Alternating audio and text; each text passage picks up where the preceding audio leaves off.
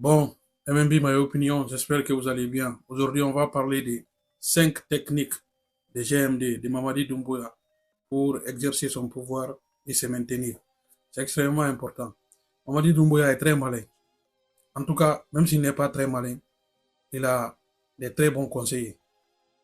Entre guillemets, des conseillers qui lui conseillent de faire la politique politicienne. Vous savez, étudier la politique et faire de la politique, c'est deux choses différentes. Tu peux étudier la politique, être spécialiste des sciences politiques, des phénomènes politiques, et faire de la politique, faire de l'activisme politique, descendre ou rentrer dans le terrain politique, c'est différent. On peut acquérir des expériences quand on fait la pratique, on pratique la politique, on peut acquérir beaucoup d'expériences. Et c'est là Mamadi Doumbouya est un peu doué. En tout cas, il a des bons conseillers. Il exerce 5 techniques pour se maintenir au pouvoir. La première technique, d'abord, il fait peur. Il fait les kidnappings, il fait les enlèvements et il fait disparaître certains activistes politiques, journalistes et certains militaires qui sont opposés à son idéologie. Et ça, il l'utilise de manière subtile pour faire peur aux gens, pour faire peur aux activistes politiques, aux journalistes et aux militaires même. Donc, cela va lui permettre d'asseoir son pouvoir. Une technique qui est efficace. Donc, les 5 techniques qu'il utilise sont plus ou moins efficaces. Et il exerce ces techniques-là de manière subtile pour asseoir son pouvoir et exercer de manière impitoyable son pouvoir. Cela est extrêmement important. Et l'autre technique, c'est quoi? Il distribue l'argent public. Il achète les consciences. Parce qu'il sait que, vous savez, la Guinée, la majeure partie de la population, la grande majorité en tout cas, de la population guinéenne est pauvre. Donc, la technique de distribution de l'argent public marche à tous les coups, surtout pendant cette période électorale, entre guillemets, période électorale, parce que pour moi, ce n'est pas une élection. On sait très bien que Mamadi va gagner les élections.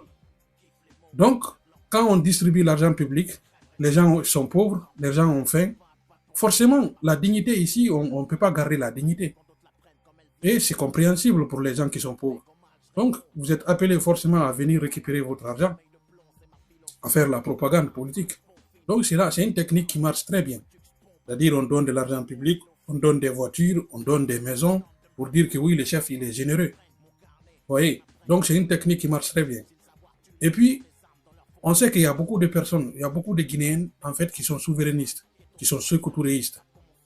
Et ils savent que vraiment avoir notre indépendance en 1958, c'est quelque chose qui est salué par presque tous les Guinéens. Donc, et faire l'apologie de Sékou Touré, ça marche aussi. Par exemple, l'aéroport de Bessia, il donne le nom à Ahmed Sékou Touré, quelque chose qui est très bien d'ailleurs. Moi, j'ai salué. C'est très bien parce que Sékou Touré, c'est quelqu'un qui a donné l'indépendance, qui a participé à ce que la Guinée ait son indépendance. C'était le leader emblématique, notre porte-flambeau. Donc, personne ne peut contester cela. Il sait cela très bien. Donc, il sait encore que quand il fait ça, les gens vont l'applaudir. Sauf que derrière tout cela, il privilégie les intérêts français. Et c'est un peu contradictoire parce que Sékou Touré n'était pas forcément en désaccord avec la France, mais il était souverainiste. Donc, il ne privilégiait pas les intérêts français en Guinée.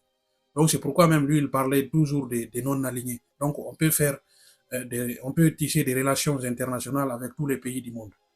Mais aujourd'hui, c'est la France qui est privilégiée en Guinée, malgré que la Chine, les entreprises chinoises et russes et autres sont implantées en Guinée. L'autre technique, c'est quoi? Il est empathique, c'est-à-dire que quand quelqu'un a un problème, un citoyen guinéen ou bien en tout cas quelqu'un qui a eu un malheur, il essaye de venir au secours vite fait pour qu'on parle de lui. On dit, ouais, le chef a contribué à ce que la situation de la personne change ou bien à ce que, par exemple, quelqu'un qui est malade, on peut l'évacuer rapidement. Donc, et comme ça, cela n'existait pas avant. Donc, lui, il va venir dire aux gens, genre, ouais, c'est lui qui a fait tout, c'est lui qui a fait un système pour que la situation des gens qui sont malades s'améliore un peu. Donc, cela aussi contribue à ce qu'on fasse l'apologie du chef. L'autre technique, c'est quoi en fait? C'est la réalisation des infrastructures pour faire oublier son parjure. Et cette technique-là aussi marche très bien. Parce que, vous savez, Mamadi Doumbouya a commis un parjure. Il s'est présenté devant le peuple de Guinée et devant même le monde entier pour dire qu'il ne fera pas acte de candidature, encore moins les membres de son gouvernement. On ne va pas répéter ça parce que ça, c'est connu de tout le monde.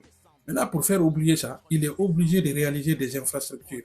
Vous savez que l'être humain croit beaucoup plus à l'apparence, plus qu'à la réalité. Donc, quand il réalise certaines infrastructures, certains Guinéens qui n'ont pas l'habitude de voir des infrastructures, comme on appelle le développement, forcément ils vont l'aimer. Mais la réalisation d'ailleurs des infrastructures, ça c'est salutaire, il faut saluer cela. C'est normal.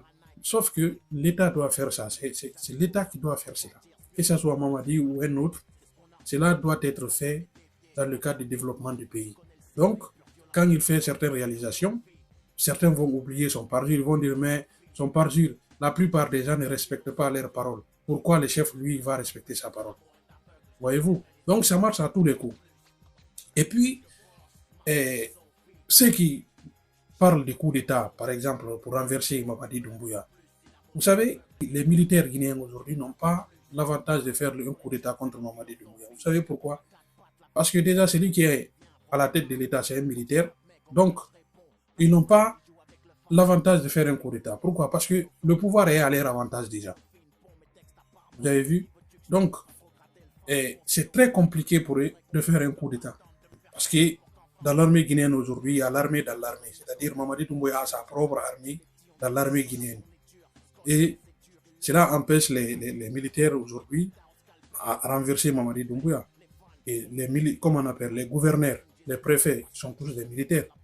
Donc le pouvoir est à l'avantage des militaires. Donc ils n'ont aucun intérêt de faire un coup d'État contre Mamadi Doumbouya. Donc je ne dis pas que ça ne peut pas arriver.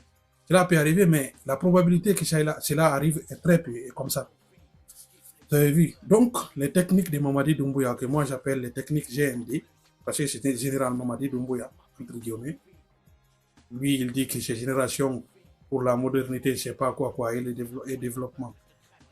Et Mamadi Doumbouya, tu vas rester au pouvoir, mais sache que tout pouvoir va finir.